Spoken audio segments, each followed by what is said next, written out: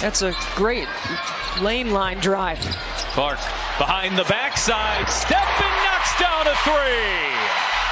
Got a feeling, Pat. Just have a feeling. Caitlin freaking Clark.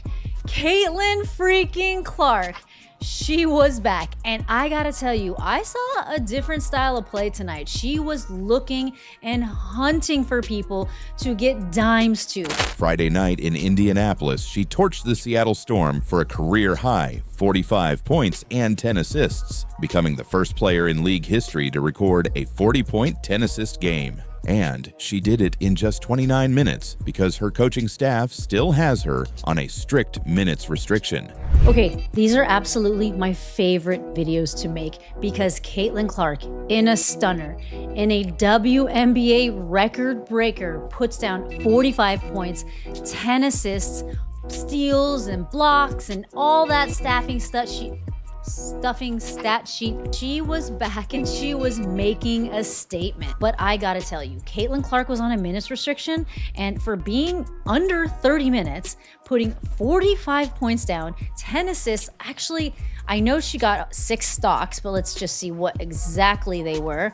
She got 4 steals and 2 blocks, and I gotta tell you, she came in clutch. But now, less than 24 hours later, the Fever are planning to put her back on the court against a much tougher opponent. So let me ask you this right now. Should the Fever protect Clark and rest her tonight? Comment Y for yes. Just type the letter Y below, because the way Indiana handles this could change the entire season. Oh my God. Guys, the Fever playing right now. There's like 38 seconds left in the game. I don't want to see no more. I want to be surprised. But what I'm here to tell you guys right now, Caitlin Clark, best career performance today. 41 damn points. My goodness. How does a player who is not even cleared for a full workload rewrite the record book and then get asked to do it all over again the very next night? What happens next might tell us everything about how the Fever are handling their franchise player.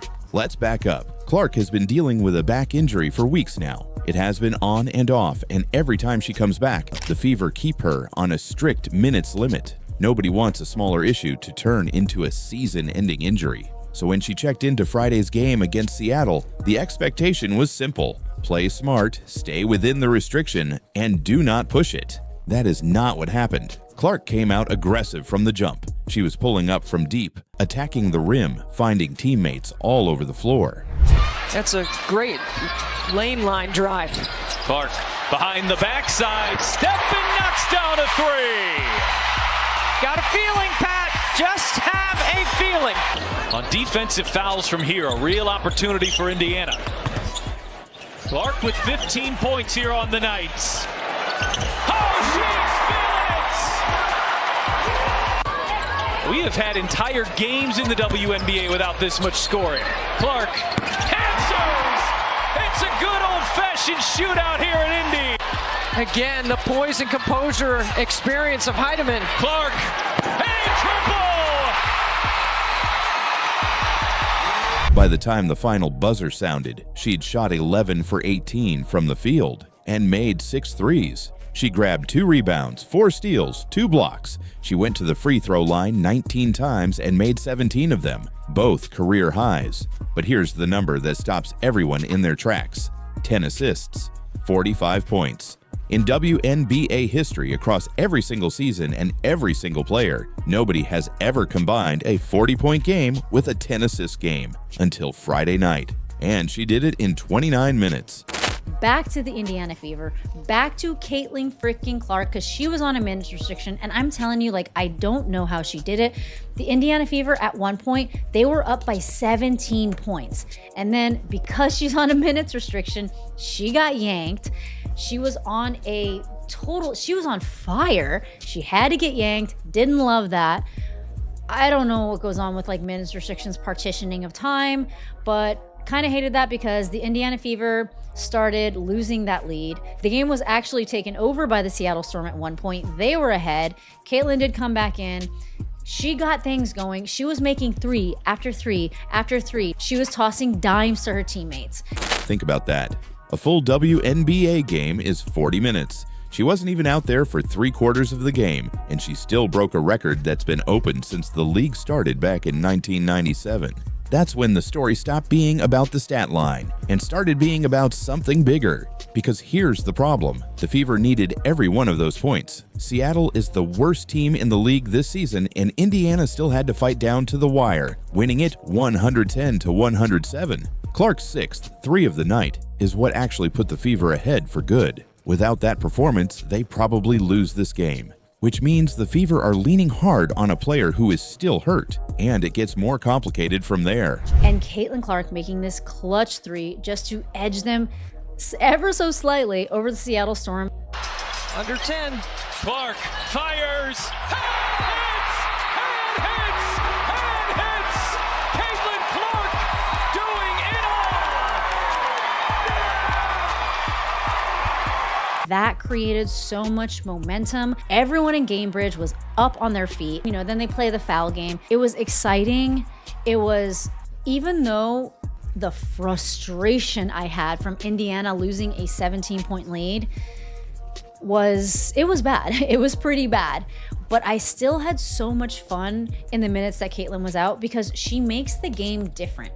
She makes the game kind of move in a different way and flow in a different way.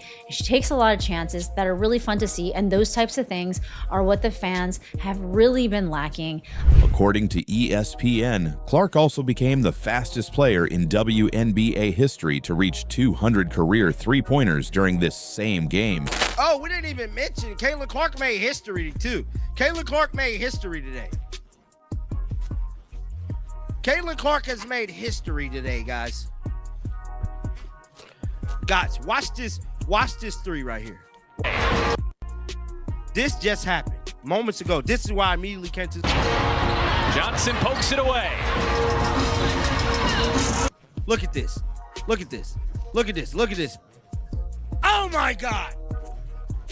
Oh my God. I don't even think Steph Curry could do that. Oh my, off the dribble, fade away 3.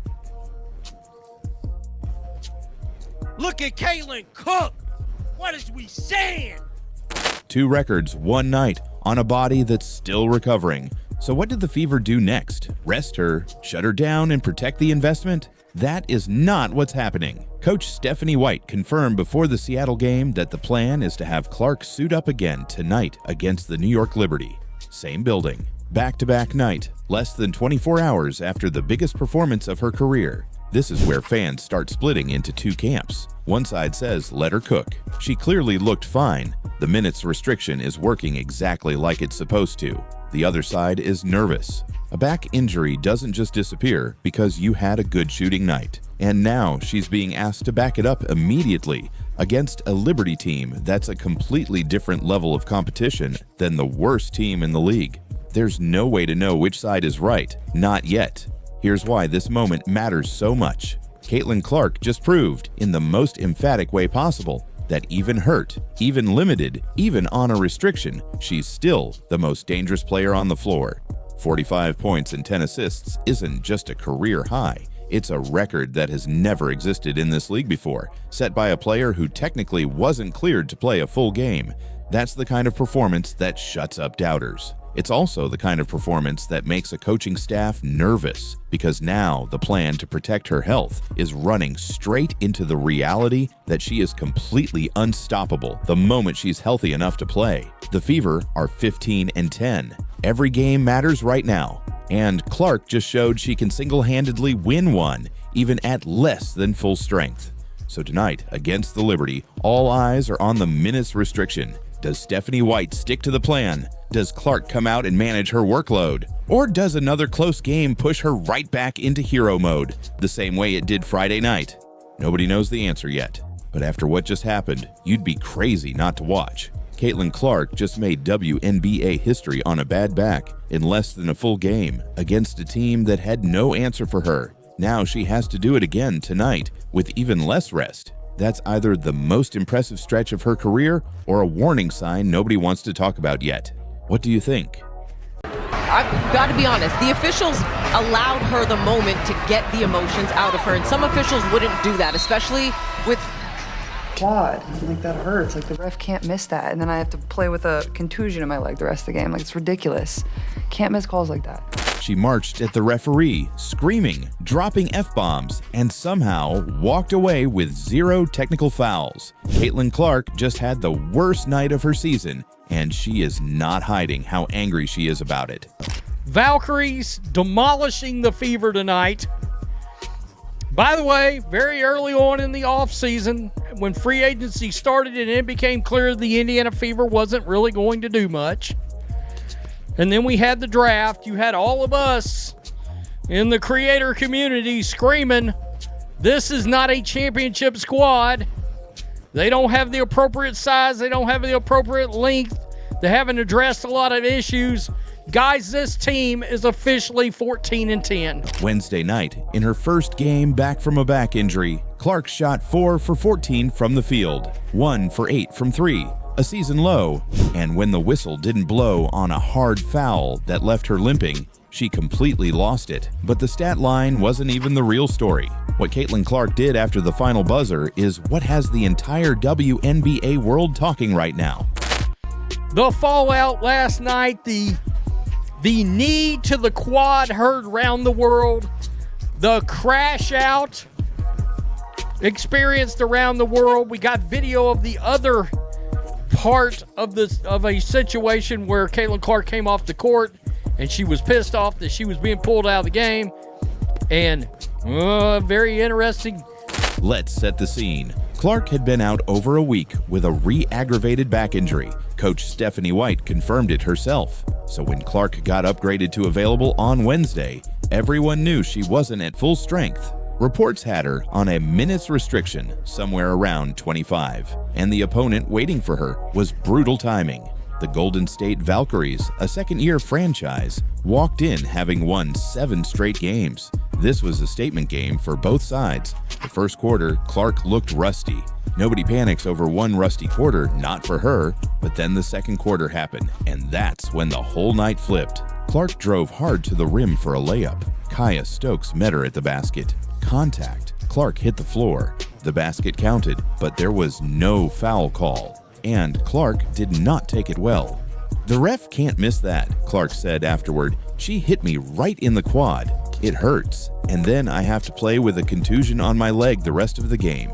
With Stokes that made you upset, and then you hopped into the back. That hurts. Like, the ref can't miss that, and then I have to play with a contusion in my leg the rest of the game. Like, it's ridiculous.